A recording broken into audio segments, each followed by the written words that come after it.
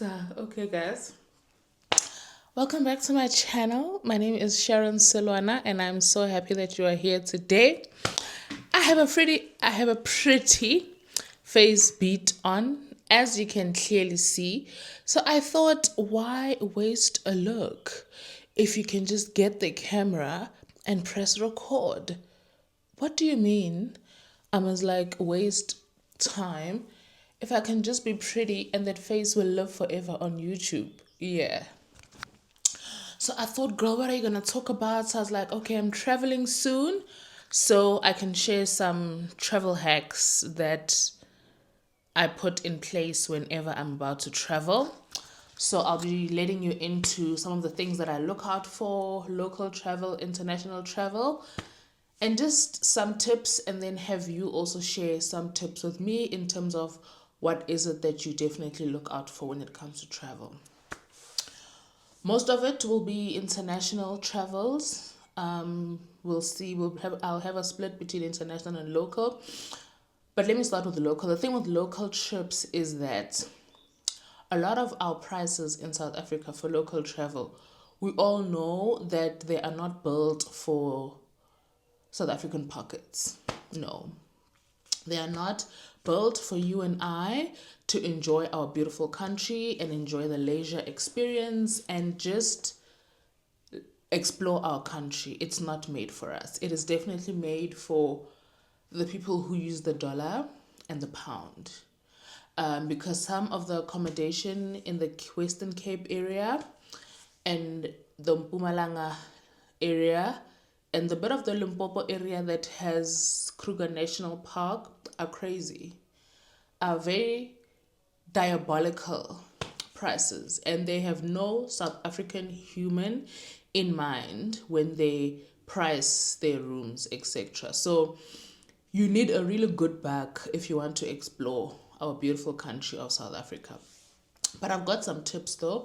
When I normally book accommodation, I prefer to use booking.com for local and international travel.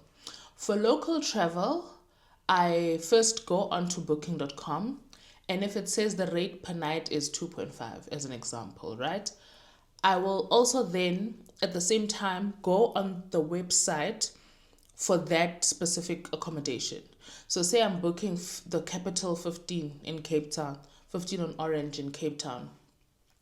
If booking.com says it's 2.5, I then go on their website, populate the necessary information, and then see what the rate is on their website. Because remember, booking.com is a business. They're here to make money.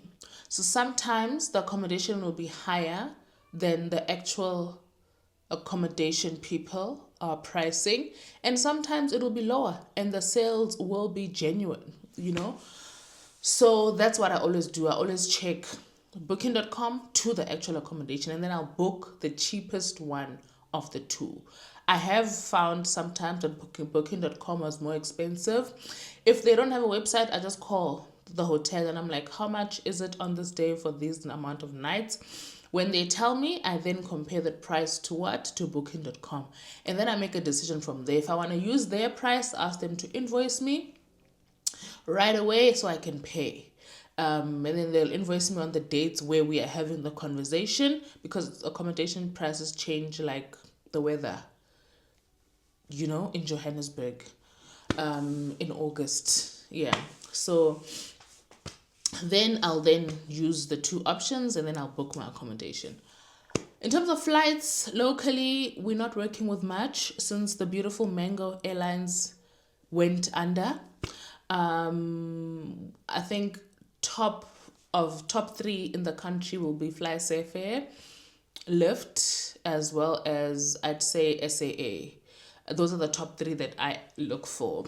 So when I book flights, I'll go to Cheap Flights, the app, and then it will tell me. So I'll put in my travel dates, when, return when, and then it will tell me, okay, going to Cape Town on this day is cheaper using FlySafair, but the return is cheaper using SAA. And that's exactly how I book. I don't, however, book through third parties. So I won't see the price on cheap flights and book, because it's difficult when you need to cancel. If you miss a flight, it's difficult for them to get you onto the next one. You might forfeit the full amount if you use cheap flights. But if you or go on the booking system, we've had an instance where we were flying, we missed our flight, and we just needed to pay, I think, 300 Rand for the both of us, which was probably admin fee. And then we got onto the next flight that was leaving. So it's easier to do those things if you do your bookings via the actual travel airline that you are using.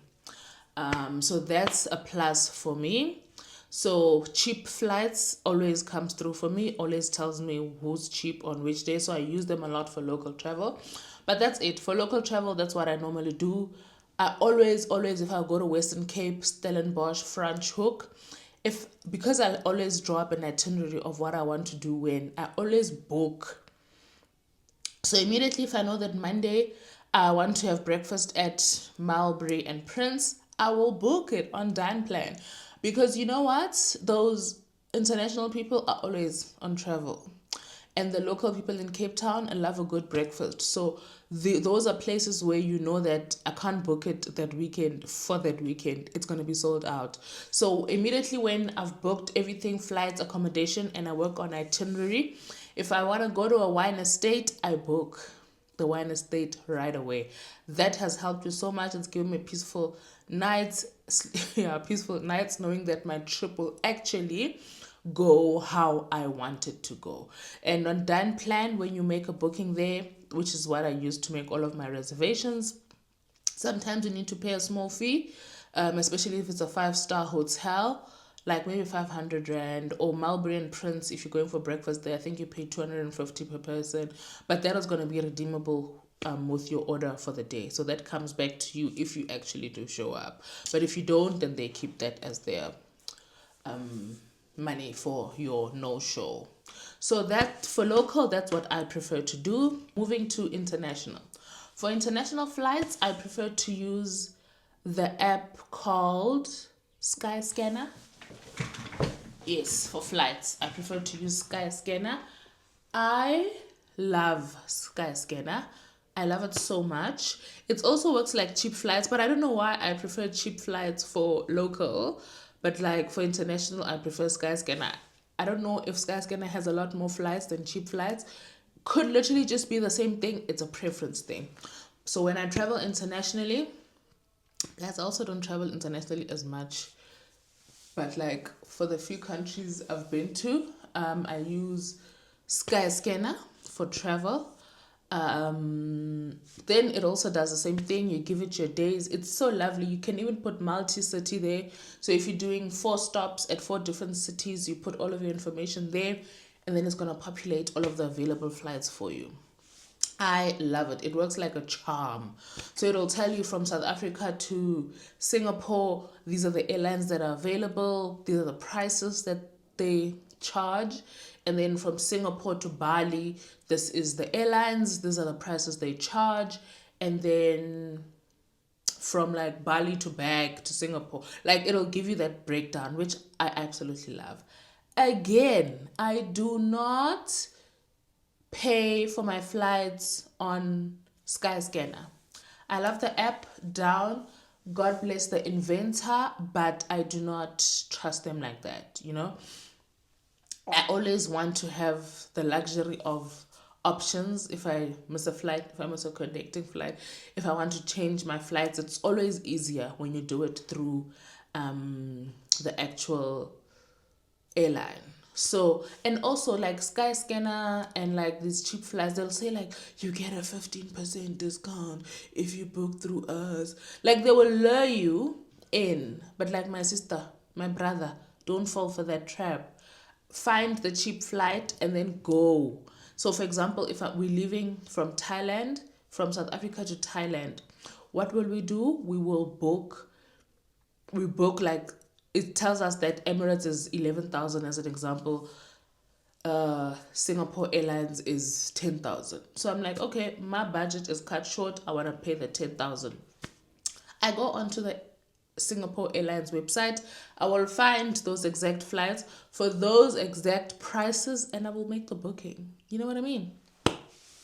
I will make the booking for all of them. So it'll tell me that then you need a connecting flight between Singapore and Bali, and you can do it through Air Asia as an example, and then it tells you this is the price. Then I go to the Air Asia website and I book that connecting flight to between Singapore and Bali, and then it'll tell me that okay, from Bali back, Air Bali as an example is cheaper, than Air Asia. You know what I mean? Then I will use what? Air Bali, because they're always like options. So what I always do also is I do a quick review on TikTok, trusted.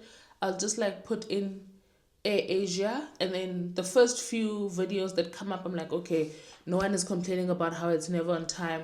They'll complain about bad food, but it's a 2-hour flight, really. You can eat if you need to.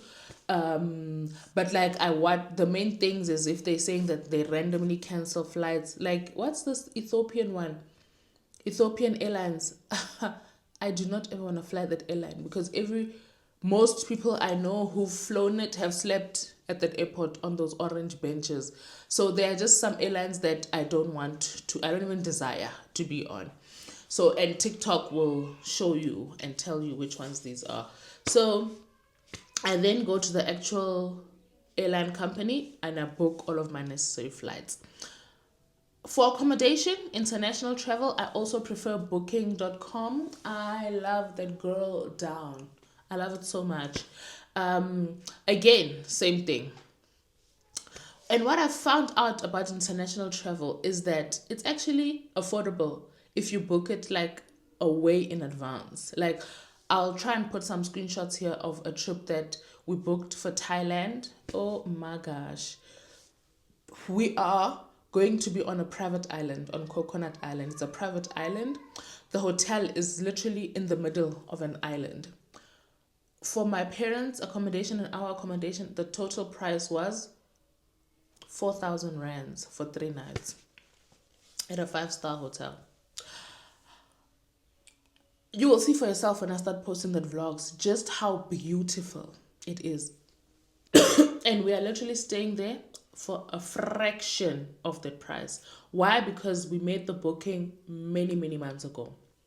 And even when I went to Dubai, I found that we stayed at the most beautiful hotels during our trip to Dubai. And it was because I paid for for the accommodation maybe like 4 months before our travel time. And guys, it was probably averaging 2,500 rands a night. And those are Radisson Blue 5-star. The other hotel, Sand Creek 5-star. When we were checking just before we left how much per night it was.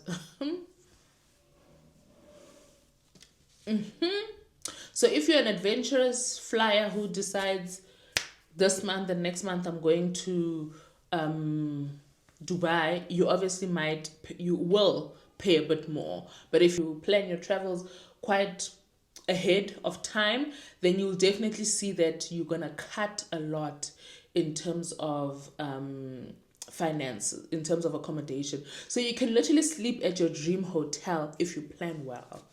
Like if I want to go to Paris and I want to sleep at, I don't know, the best hotel in Paris, if I plan my trip in advance, honey, I can sleep at that 5-star top of the range where only celebrities sleep if I plan it well in advance. So that's what I do. Another thing I'll also do in terms of flights, Skyscanner, accommodation, booking.com, but I also go on once I've seen which hotel I want, I then go on the website and I compare the prices and I book the cheapest one.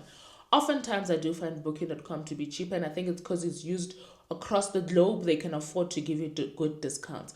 What I've seen to also work for me is that whenever we travel, whether it's with my husband, or whether it's with my friends, it's with my husband most of the time, or whether it's with my family, I am always the one booking. So if I always do this for fun. When I look for accommodation, say we're going to Cape Town for a week and we found a hotel, if I put in my details on my booking.com and my husband does the same, my husband is on his, because he hardly uses it, he'll get like I'll get like a 4 grand discount, and on he's not getting a discount at all. Why? Because I'm growing on booking.com.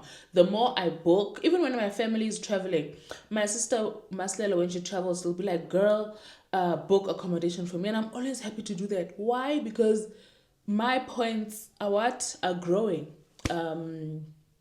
So I don't know what, I forgot what level I am. I'll just put it up here, but I get pretty good discounts. It works like Uber. So on Uber, if you're a frequent rider, you end up getting discounts, right? Exactly. So it's the same concept. If one day I hardly ever use Uber, my prices and your prices are not going to be the same, because for them, you are a regular client and they value you more than they value me, because I'm a one time hit wonder. What do they call it? One hit wonder. I'll only use it if my car has broken down. So in a year, I'm using it twice. But for you, that's your frequent mode of transport. So as a result, you'll continuously get what? Discounts. So if you and a husband are booking travels, or you and a friend, always use one person's booking.com frequently in order for you to be able to enjoy those discounts. And if you like me and you love a good luxury hotel, book way in advance and use one person's booking.com in that house, so that you can increase your chances of points, etc. Yes. And then trips. So if I've booked, say I'm going to Dubai, right? If I've booked Dubai, I know that in my itinerary, for me as Sharon, I want a good beach club. So I will find the most beautiful beach club that there is in Dubai. In my instance, I booked Cloud 22 at Atlantis Royal. I'll put it up if I'm saying it completely wrong. For me, I'll always find a good beach club wherever I go, because those are the things that I love and enjoy. I will book that thing way in advance, because I do not want to get there and find that it has sold out. When I go to Thailand, I will find the best beach club, and for me, that beach club is Yona Beach. What I will do? What will I do? I will book Yona Beach in advance on the days that I'm there, per my itinerary, so that when I get there, I am not disappointed. You know what I mean? There are certain things. The day I go to Paris, I know I want to dine at Giraffe Restaurant, because the shots of the Eiffel Tower look so pretty, and it's a 5-star hotel, and I like luxury, you know. So what will I do? Immediately after flights, accommodation, and visas and all of that are out of the way, I will then proceed to book Giraffe on Dine Plan. You know, when I go to Thailand, a highlight for me was to go to the Christian Dior cafe, because they've also got a Christian Dior shop with all of their beautiful Lady Dior bags. I love a good Dior bag. So part of my itinerary was booking that experience, and I needed to book it way in advance, you know, so that I do not get there and be disappointed and not be able to do the activities that I really like. Going to temples in Dubai or Bangkok, for me, or museums, those are not like stuff that make me really happy. But chilling by the beach or by a beach club with and drinking cocktails and dressed in an, oh please sign me up. So those are the things that I will always push first, to make sure that I've booked every single thing that is key for my holiday, because obviously you have an itinerary. You know what you want to do on certain days, and then you book those things so that they do not get what? Closed out. I wanted to do the Louis Vuitton cafe as well in Bangkok, but it sold out, and that one sells out 2 months in advance. Like now, if it's August, I must book for October, November, because anything between then, it's sold out. But for me, the LV cafe was not as big as the Dior cafe was, and I'm so happy that I managed to get a reservation there. So those are my travel hacks from me to you. Let me know what your travel hacks are. Let me know which websites you prefer. I know that there was a trending video where this company called Black Trotters, I'll say it out loud, is scamming people. So they pose as a luxury travel agency. And they have done people dirty of a lot of their hard earned money. And because they pose as a luxury travel company, their trips are like very curated, well curated, very appealing. You go to all of these beautiful high-end places. They say that you sleep at 5-star hotels, you dine wherever. So their prices are very expensive. People pay them to go to Afro Nation, to do Dubai with their family. So you literally pay, they've scammed people of around 500K. And I understand why people lean towards travel agencies, especially if you're a first-time flyer, because they will literally do everything for you. For example, when we booked our accommodation for Thailand, for Bali, for our honeymoon, that was our first international trip together. I think that was our first international trip, period, for both of us. So we also booked our trip late when we realized that, okay, from the wedding we have some excess cash, so we actually can afford to go on honeymoon thereafter, right? So we then maybe booked our honeymoon maybe 3 or so weeks before travel, or a month before.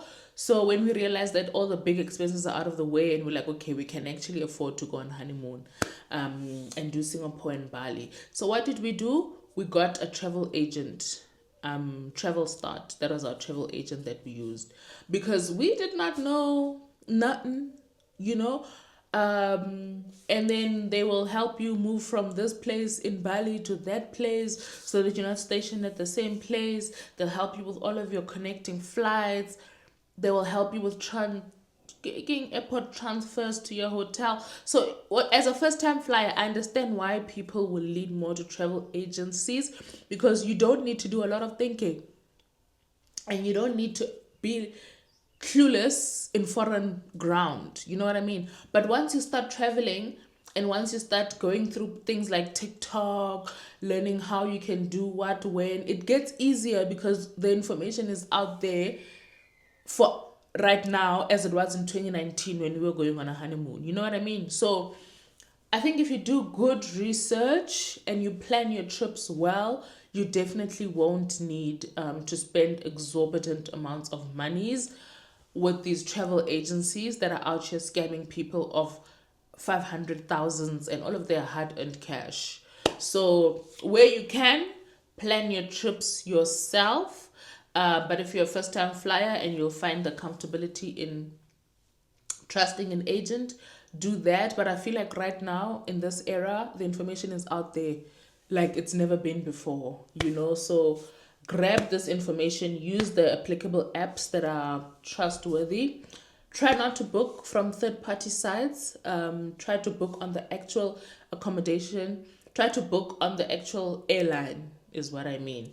So yeah, that's all from me. Those are the travel tips that I can share with you. But yeah, let me know please in the comment section what your go-to apps are when you're traveling.